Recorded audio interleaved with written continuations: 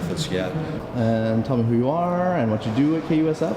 Oh, my name's Daniel Hooper, and I'm also known as DJ Amperdan. I was one of the hosts of the Time Warp show, midnight to 3 a.m. Saturday mornings, and I play mostly independent, I played indie pop, local indie pop bands. To give them, they were sorely underrepresented in San Francisco radio, and it's the community that I come from.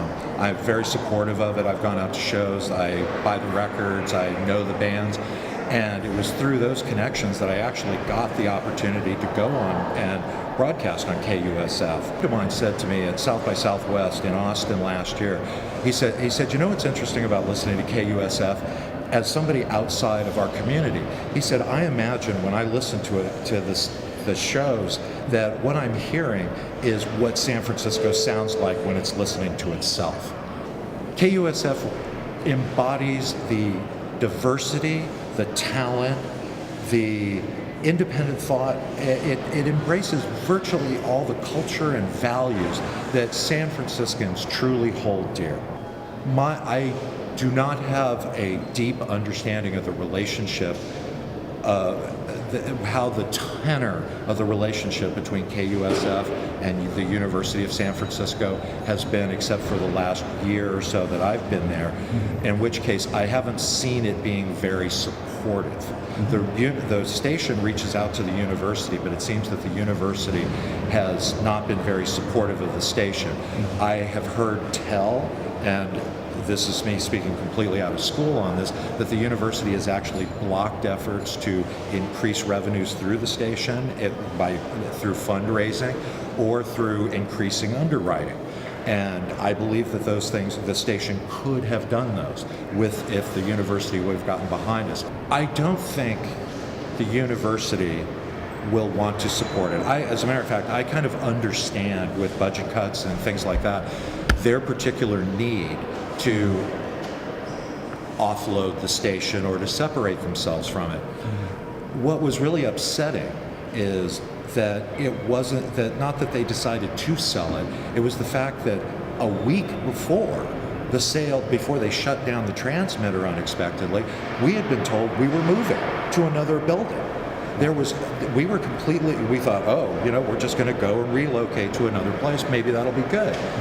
But then all of a sudden it was like, nope, we're not going to do it. Father Previt's meeting last week when he said that virtually he did not care about the community. And when you have a radio station that broadcasts into the community, your FCC license requires you to be of service to that community. If they didn't want that, they should have a hardwired, closed-circuit radio station like San Francisco State does. It seems to me that what I would like to see happen is I would like to see the sale delayed enough that the Save KUSF groups and the various volunteers in our coalition building we're doing right now, that we can get our angels together, our financial angels, the people who donate big bucks, deep pockets, get those people together, get things unified, come up with a proposal, and be able to come up with a counter to their sale. Because one of the things that's really frustrating to those of us at the station is back in 2006, the same organization approached the university about selling it. And the university was entertaining the idea until the very same woman who brokered the deal said, you guys would be stupid to sell this station with everything it represents in the community and that for $8 million in 2006 just to raise quick cash.